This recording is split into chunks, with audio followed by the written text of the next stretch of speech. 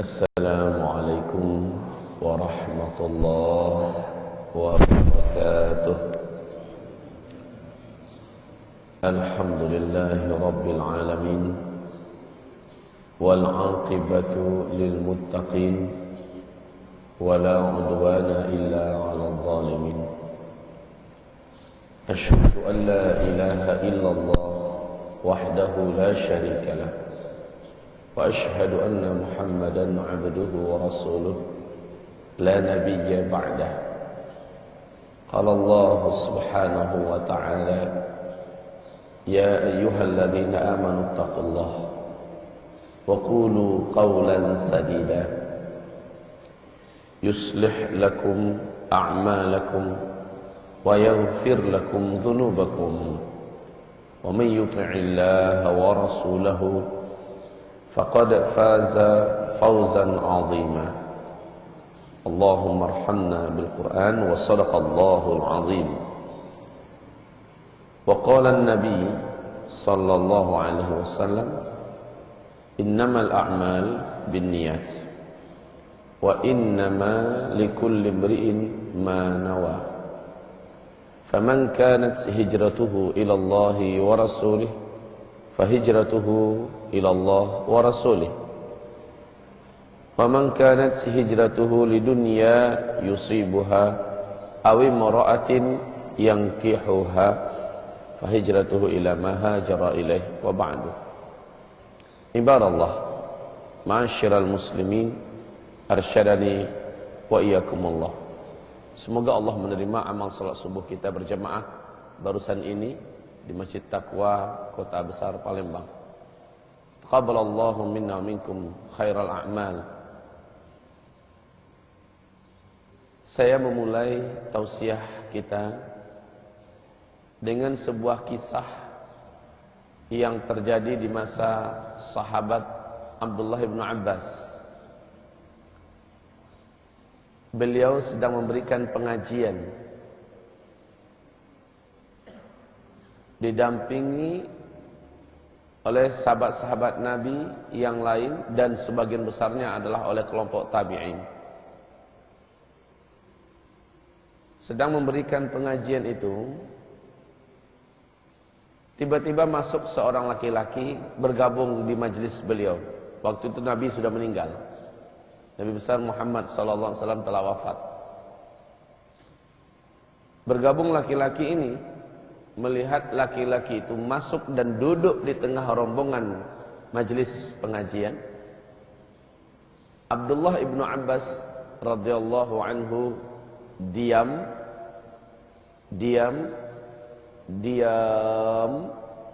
Beliau berhenti sesaat laki-laki itu duduk bergabung bersama kelompok jamaah pengajian. Orang-orang pada heran, ada apa ini? Tiba-tiba saja sang guru besar tidak mau melanjutkan pengajian.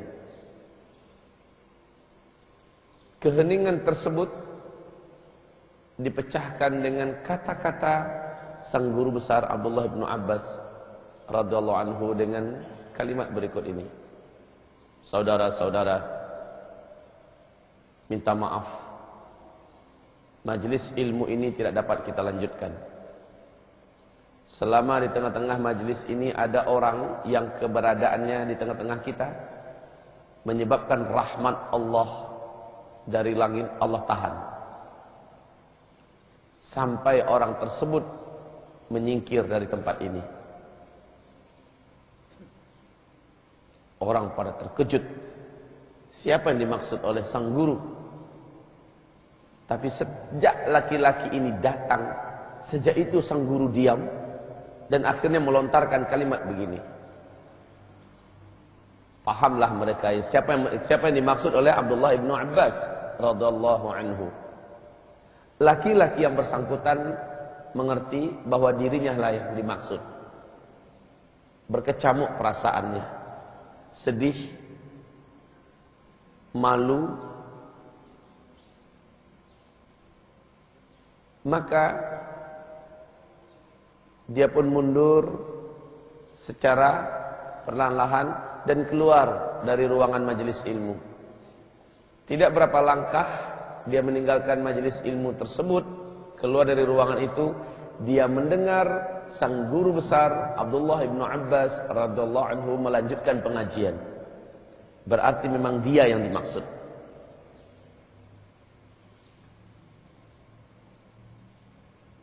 Kemana laki-laki itu menuju? Dia menuju ke rumah bibinya. Ternyata satu kota Madinah itu tahu kalau laki-laki ini hubungannya tidak baik dengan bibinya. Silaturahminya dengan bibinya sudah putus. Dia tahu karena dia pernah mendengarkan hadis Nabi Muhammad SAW menyatakan, siapa yang putus tali silaturahminya, memutuskan tali silaturahminya, maka dimanapun dia berada, Allah akan tahan rahmat dari orang-orang sekitar itu sampai dia menyingkir dari tengah-tengah mereka. Maka pergilah dia ke rumah bibinya dalam keadaan ingin bersungguh-sungguh tobat dan memperbaiki hubungan dengan sang bibi. Karena pelajaran barusan yang dia dapatkan dari guru besar telak sekali.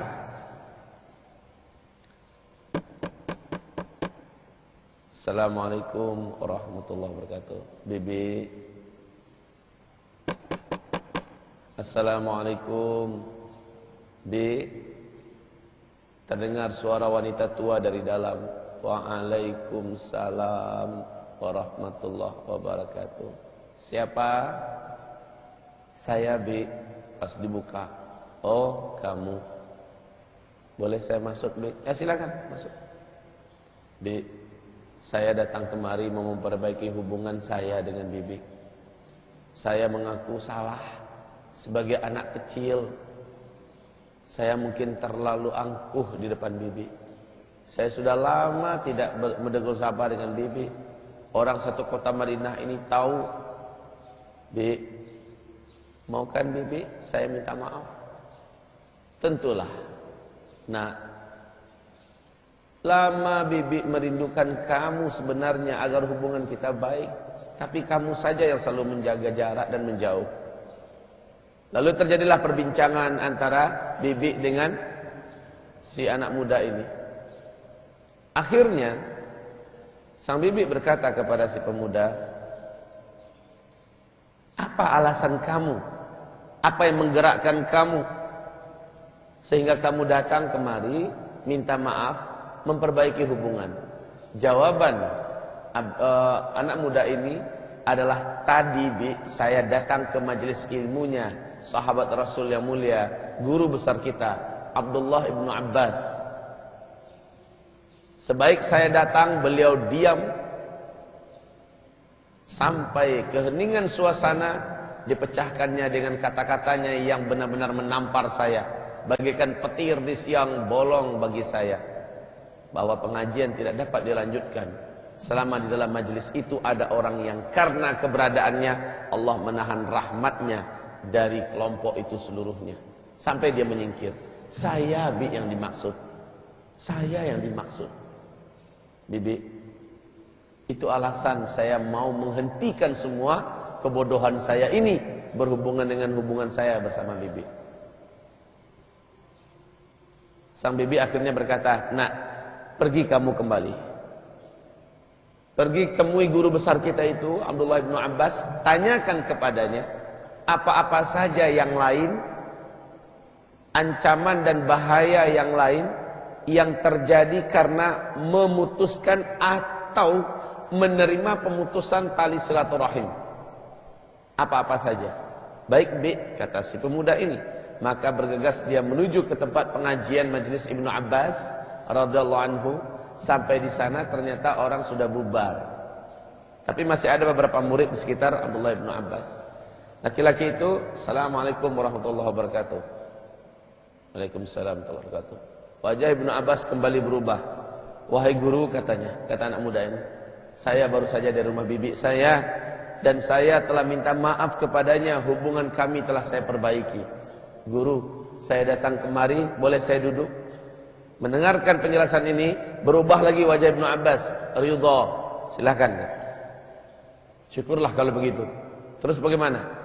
Bibi saya minta tolong tanyakan sama guru, apa saja bahaya yang lain akibat memutuskan tali silaturahim atau mengiyakan pemutusan tali silaturahim. Bagus, kata Ibnu Abbas. Pertanyaan kamu bagus. Beliau mengatakan ada 3 bahaya yang disiapkan oleh Allah bagi orang yang memutuskan tali silaturahim. Ada 3 bahaya. Pertama yang sudah kamu tahu. Di mana saja orang memutuskan tali silaturahmi ini berada, Allah Subhanahu wa taala akan menahan dulu rahmat untuk orang-orang sekitarnya. Berarti alangkah sialnya orang ini. Alangkah sialnya orang ini.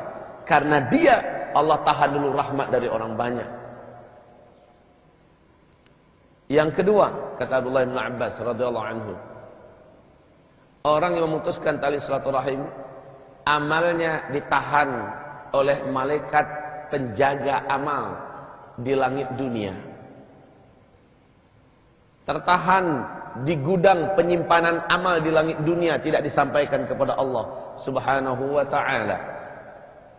Kaum muslimin beramal, ada saudaranya, ada sepupunya, ada iparnya, ada menantunya, ada mertuanya yang dia tidak tegur sapai, yang dia putuskan tali silaturahmi lebih dari 3 hari, maka Rasulullah mengatakan amalan itu tidak ada yang sampai ke langit, kepada Allah Subhanahu wa taala.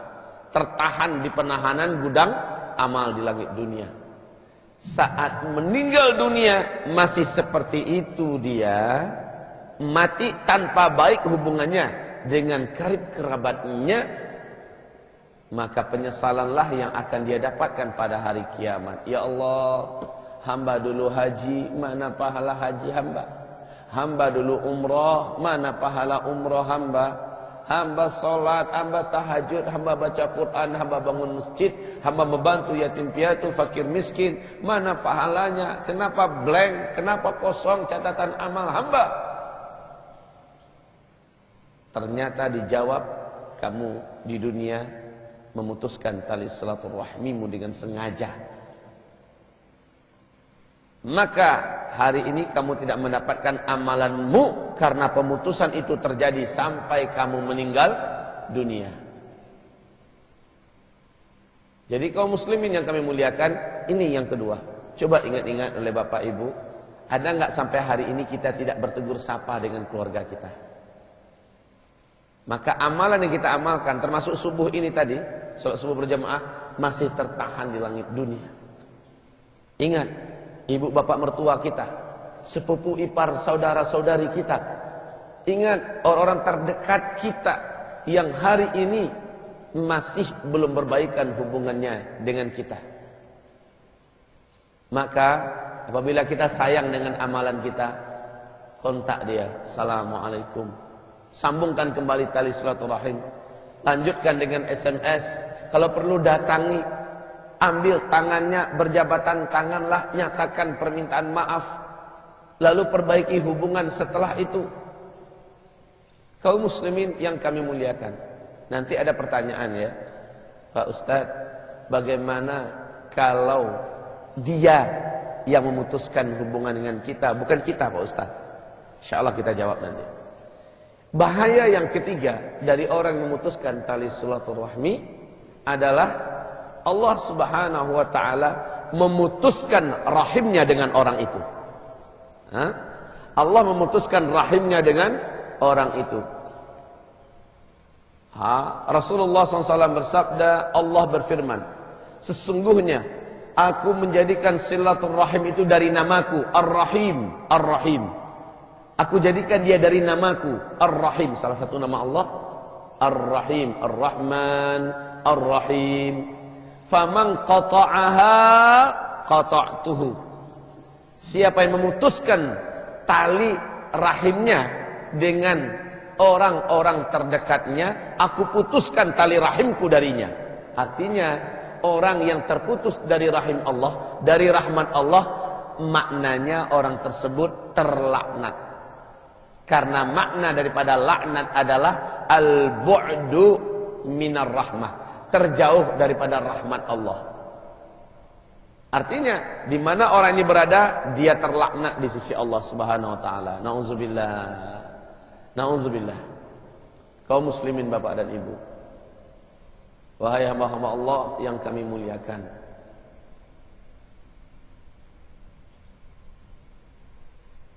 Pertanyaan yang tadi, Ustadz, bagaimana kalau saudara kita itu dia yang memutuskan tali silaturahmi? Menurut saya tidak salah. Tapi dia yang salah. Apakah hukumannya sama? Jawabannya, Bapak, ada tidak? Bunyi tepuk telapak tangan itu akan terjadi bila ia bertepuk sendirian. Tidak mungkin. Pasti ada yang menanti. Baru terdengar. Baru terdengar. Saat ada yang menanti. Tapi kalau sendirian macam gini, nggak keluar bunyinya. Maksudnya apa? Apabila kita merespon, mulai hari ini kamu, saya tidak mau bertegur sapa dengan kamu, kata dia pada kita. Lalu apa tanggapan kita? Terserah. Kalau kamu tidak menegur saya juga tidak perlu dengan kamu. Tapi ingat ya, kamu yang mutusin ya. Sama saja itu. Orang yang menerima pemutusan hubungan tali silaturahim dengan orang yang memutuskan sama dalam kesalahan ini. Seharusnya bagaimana? Pokoknya saya tidak mau kenal dengan kamu mulai hari ini, katanya. Maka katakan kepadanya, saya tidak pernah berniat sampai kapanpun memutuskan tali silaturahmi dengan kamu. Dimanapun saya bertemu dengan kamu, saya akan tetap menyapa kamu, saya akan tetap bersilaturahmi dengan kamu. Begitu kaum muslimin. Pak Ustadz, nanti kalau kita datang dengannya atau bertemu dengan kita di jalan, Assalamualaikum kata kita, dia buang muka gimana Pak Ustadz? Biarkan, itu urusan dia dengan Allah. Urusan kita adalah tetap jaga silaturahim. Dia sambut, tidak dia sambut, itu terserah. Dia terima, tidak dia terima, itu terserah. Pokoknya bagi kita tidak mau putus tali silaturahmi, asal ketemu sapa terus. Walaupun dia tidak jawab, walaupun dia buang air liur, meludah dia, biar Pak sampai habis air liurnya, biar nggak apa-apa. Rasulullah jangankan dengan sesama muslim lagi, tetangganya yang Yahudi, asal lewat masjid, mesti lewat di depan rumah Yahudi, diludahi terus oleh tetangga itu. Betul Pak? Diludahi terus. Tuh. Pulang Nabi dari masjid, tuh. Begitulah nasib Rasulullah tiap hari pulang pergi ke masjid, selalu diludahi oleh tetangganya yang Yahudi. Tapi ketika tetangga ini sakit, Nabi duluan yang paling pertama datang, bawa makanan, bawa minuman, dan mendoakan kesembuhan. Si Yahudi akhirnya menangis, minta maaf, lalu menyatakan Islamnya. Masya Allah. Jangankan sesama muslim lagi Pak, kepada tetangga yang non-muslim saja diperintahkan untuk menjaga hubungan.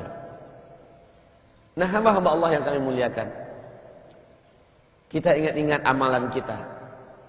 Yang penting kita duluan SMS lah, walaupun dia caci maki kita. Hubungan kita dengan Allah menjadi baik, amalan kita langsung nyampe, walaupun dia secara pribadi masih rusak hubungannya dengan Allah.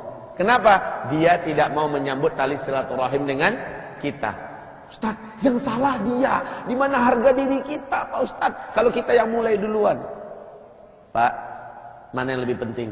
Harga diri atau amal soleh kita? Amal soleh. Dan sebenarnya tidaklah pernah kecil orang yang duluan minta maaf. Orang yang terbaik di antara kamu, kata Rasulullah, adalah orang yang paling duluan meminta maaf atau paling duluan menyodorkan tali silaturahim dari orang yang memutuskannya. Laisal mukafi laisal wasilu al mukafi.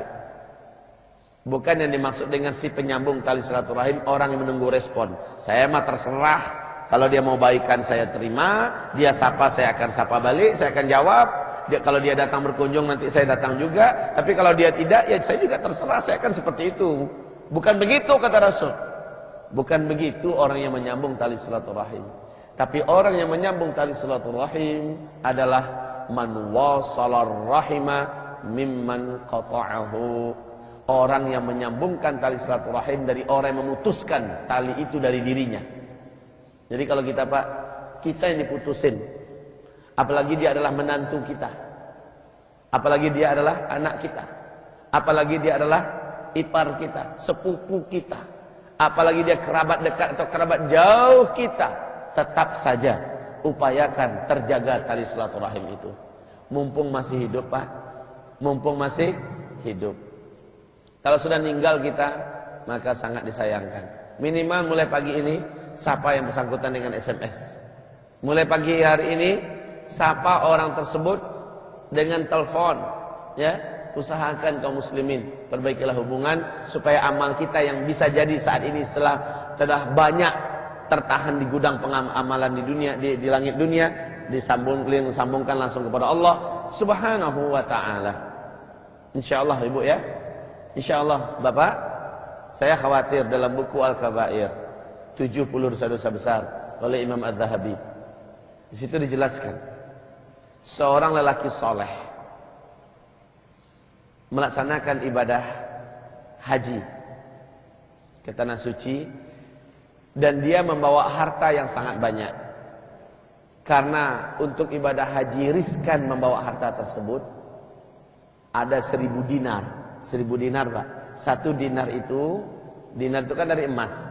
1 dinar itu kalau diuangkan ke rupiah kita saat sekarang ini kurang lebih 2,5 juta. Berarti kalau 1000 dinar berapa? 2,5 M. Lumayan itu. Uang ini sangat besar, sangat banyak. Lah pada masa itu tidak ada penyimpanan resmi seperti bank di kota Mekah. Tetapi ada seorang lelaki yang udah tersohor kemana-mana ketaatannya, kesolehannya. Siapapun jamaah haji yang datang membawa harta yang bernilai besar, pasti dititipkan pada laki-laki yang amanah tersebut. Dititipkan. Kaum muslimin yang kami muliakan, nanti pulang selesai haji diambil kembali. Begitulah kejadiannya sampai laki-laki yang soleh ini berangkat haji dan menitipkan 1000 dinar tadi kepada laki-laki soleh tersebut. Ternyata selesai haji dia ingin mengambil hartanya kembali. Laki-laki tempat menitipkan harta itu telah meninggal dunia. Dan dia katakan kepada keluarga almarhum, saya ada menitipkan harta kepadanya. Ada dia menyebut enggak? Enggak sempat, dia meninggalnya mendadak. Masya Allah. Dan kami tidak tahu di mana dia menyimpan. Dia selalu tidak pernah menyampaikan kepada kami keluarganya di mana dia simpan titipan-titipan jamaah. Nah ini masalah, Pak. Uang segitu bukan uang yang kecil, 1000 dinar, 2,5 M. Sementara keluarganya tidak ada yang tahu si orang soleh almarhum ini nyimpannya di mana. Bingung mau pulang, dana belum ketemu. Akhirnya diskusi dengan para ulama. Dalam diskusi tersebut disarankan kepadanya agar memohon kepada Allah Subhanahu wa taala bagaimana cara agar Allah memberikan isyarat di mana sebenarnya tersimpan harta itu. Singkatnya, Allah mengizinkan dia melalui mimpi bertemu dengan lelaki soleh itu. Sayangnya keadaannya sangat menyedihkan, sangat memilukan. Laki-laki almarhum ini ya, ditemuinya sangat menyedihkan, memilukan. Lalu diceritakan besoknya kepada para ulama di kota Mekah. Dijawab oleh para ulama, ya Allah ya Rabbi, kalau begitu almarhum berarti sedang diazab di alam barzakhnya, sedang dihinakan Allah di alam barzakhnya. Terus, adakah kamu tanyakan kepadanya tentang hartamu? Ada katanya. Apa jawabannya? Dia mengatakan, harta saya disimpannya di salah satu tiang rumahnya, bagian belakang, kamu gali tanahnya, kamu akan dapati harta kamu di situ. Kemudian kaum muslimin, dia pun menggali, ketemu 1000 dinar itu. Nah, inilah dia hartanya. Dan saya menanyakan kepadanya, apa yang menyebabkan kamu seperti ini? Bukankah kami dengar di kehidupan kamu di dunia, kamu laki-laki yang taat, laki-laki yang soleh, kamu laki-laki yang amanah. Apa jawaban almarhum yang sudah meninggal? Aku punya saudari laki-laki, Aku punya saudari perempuan miskin. Aku memutuskan tali silaturahim dengannya. Aku memutuskan tali silaturahim dengannya. Aku tidak mau menyapanya, aku tidak mau menegurnya sampai aku meninggal dunia. Allah menghinakanku pada masa ini. Coba lihat Pak, soleh kita, taat kita, baik hubungan kita dengan Allah, tapi putus silaturahim kita dengan makhluk. Ini berbahaya, Bu. Ini berbahaya. Ini berbahaya. Demikian saja. Mari laksanakan sholat sunat syuruknya dan nikmatilah pahala haji dan umrah secara penuh dari Allah Subhanahu wa taala. Berbahagialah dan beruntunglah. Semoga kita bertemu kembali di pintu surga Allah. Amin ya rabbal alamin. Demikian saja, nastaghfiruka ya Allah wa natubu ilaik. Kita baca surat Wal Asri lalu ditutup dengan doa kafaratul majlis. A'udzu billahi minasyaitonir rajim. Bismillahirrahmanirrahim. Wal 'asr innal insana lafi khusr illa alladhina amanu wa 'amilus shalihat wa tawasaw bil haqq wa tawasaw bis sabr. Allahumma arhamna bil Qur'an wa sadaqallahul azim. Doa kafaratul majlis. Siapa yang membacanya kata Rasulullah sebelum ia berdiri dari tempat duduknya masing-masing, Allah gugurkan semua dosa-dosa kecil yang ia perbuat sebelum itu. Mari Bapak, Ibu kita baca. Subhanakallahumma wa bihamdika asyhadu an la ilaha illa anta astaghfiruka wa atubu ilaika. Walhamdulillahi rabbil alamin. Wabillahi taufiq wal hidayah. Wassalamualaikum warahmatullahi wabarakatuh.